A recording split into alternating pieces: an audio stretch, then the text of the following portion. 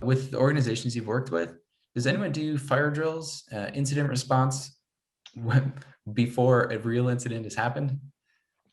Yeah, so I can tell you from past employers that we definitely have practiced that a lot more after the breach because you kind of got the exposure of what it was like to go through one. Now, we were pretty lucky because we had plans in place already. We had an incident response center internally that we could report the problem to.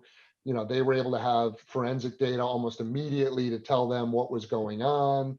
We could understand effectively what had been compromised, and because this was at RSA and this is public knowledge, so we don't have to edit this out. But they because they had the capability to be able to look at all this stuff, it enabled them to understand exactly what was compromised. Probably one of the biggest challenges for an enterprise could be, hey, we've had attackers, we discovered some attackers in our network.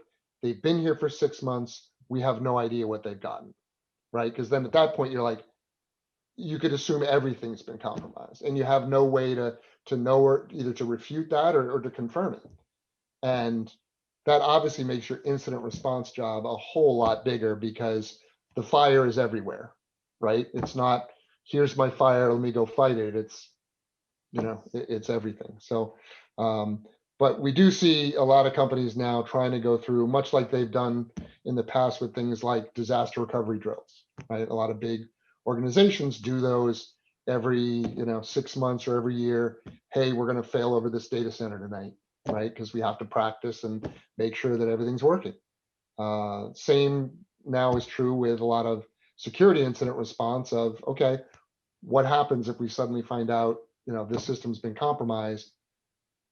Go, well, what do you do? And that does save a lot of panic and running around in circles when something happens, because not only do you have a document somewhere that tells you what to do, but you've actually done it. Yeah, I found it really empowering on all of this to do a little bit of threat modeling. That might be new to some folks, but essentially, if you can figure out what does an outside attack look like to us, and then for extra credit, what does an inside attack look like? Yep. One of the prominent examples was a subcontractor was phished.